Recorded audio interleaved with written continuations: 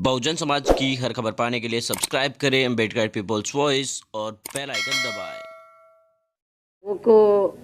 ये अवगत कराना चाहती हूँ कि आज बीएसपी प्रदेश कार्यालय लखनऊ में यूपी में पार्टी के खासकर ओबीसी समाज व अल्पसंख्यक समाज में से मुस्लिम समाज एवं जाट समाज के मुख्य सेक्टर व मंडल सेक्टर स्तर के वरिष्ठ पदाधिकारियों की ये अति महत्वपूर्ण बैठक बुलाई गई है, जिनको प्रदेश की केवल सुरक्षित विधानसभा की सीटों पर अपने अपने समाज को बीएसपी में जोड़ने की विशेष जिम्मेवारी सौंपी गई है। इनके साथ साथ प्रदेश की सामान्य विधानसभा की सीटों पर भी अलग से इन वर्गों के अन्य लोगों को भी लगाया हुआ है, जिनकी मैं पिछले महीने समीक्षा कर चुकी हूँ। लेकिन आज ऐसी विधानसभा की सीटों पर लगे जिन पदाधिकारियों को बुलाया गया है, ये सभी पदाधिकारी पिछले कई महीनों से अपने अपने क्षेत्र में इस कार्य में पूरे जी जान से लगे हैं और आज मेरे खुद के द्वारा इनके कार्यों की गहन समीक्षा करने के लिए ही इन्हें प्रदेश कार्यालय लखनऊ में बुलाया गया है। वैसे आप लोगों को ओबीसी वर्गों के बारे में ये मालूम होना चाहिए कि आज यूपी सहित पूरे देश में अति पिछड़े वर्गों के लोगों को विशेषकर शिक्षा एवं सरकारी नौकरियों आदि में जो इन्हें आरक्षण संबंधी सुविधाएं मिली हैं, तो ये सब वास्तव में पूरी की पूरी देन देश के करोड़ों दलितों, आदिवासियों एवं अन्य पिछड़े वर्गों के मसीहा व भारतीय संविधान के मूल निर्माता परम पूज्य बाबा साहब डॉक्टर भीमराव अम्बेडकर की ही है, जिनकी कृपा से ही संविधान में अनुच्छेद 340 के तहत इनको ये सुविधा देने के लिए तब फिर कमीशन बना। लेकिन इस मामले में अति दुख की बात ये भी रही है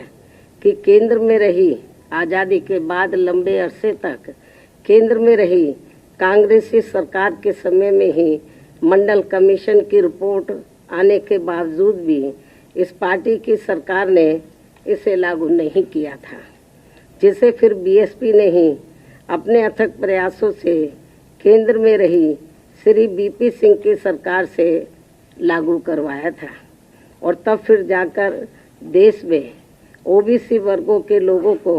दलितों व आदिवासियों की तरह इन्हें भी काफ़ी कुछ ये आरक्षण की सुविधा मिली है, जिससे अब केंद्र व राज्यों की भी जातिवादी सरकारें इनके आरक्षण को आए दिन नए नए नियम व कानून आदि बना के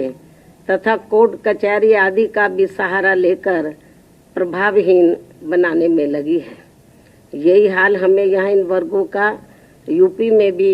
देखने के लिए मिल रहा है। इसके साथ साथ पूरे देश में दलितों, आदिवासियों व अन्य पिछड़े वर्गों के लोगों के साथ हर स्तर पर हो रही जुल्म जाति भी अभी तक पूरे तौर से बंद नहीं हुई है। इसके अलावा ओबीसी समाज की केंद्र की सरकार से जो इनकी अलग से जातिगत जनगणना कराने की मांग चल रही है, जिससे बीएसपी पूरे तौर से सहमत है, उसे भी अब केंद्र सरकार द्वारा जातिवादी मानसिकता के तहत चलकर नज़रअंदाज किया जा रहा है। इसी प्रकार यूपी में वर्तमान में चल रही भाजपा सरकार में हमें धार्मिक अल्पसंख्यक समाज में से खासकर मुस्लिम समाज के लोग भी हर मामले में व हर स्तर पर काफ़ी ज़्यादा दुखी नज़र आते हैं। इस सरकार में अब इनकी तरक्की होनी भी लगभग बंद सी हो गई है। ज़्यादातर फर्जी मुकदमों में फंसा के इनका काफ़ी उत्पीड़न भी किया जा रहा है। साथ ही नए नए नियमों व कानूनों के तहत इनमें दहशत भी काफ़ी पैदा की जा रही है, जो ये सब मेरी सरकार में कतई भी नहीं हुआ है। ये बात भी सर्वविदित है। लेकिन इससे बीजेपी का इनके प्रति सौतेला रवैया भी साफ नजर आता है। जबकि बीएसपी की रही सरकार में इनकी तरक्की के साथ साथ इनके जान माल आदि की भी पूरी हिफाजत की गई है। इनके साथ साथ जाट समाज के लोगों की भी तरक्की का पूरा ध्यान रखा गया है। इसी प्रकार आगे भी यहाँ बीएसपी की सरकार बनने पर इन सभी वर्गों के हित व कल्याण का पूरा ध्यान रखा जाएगा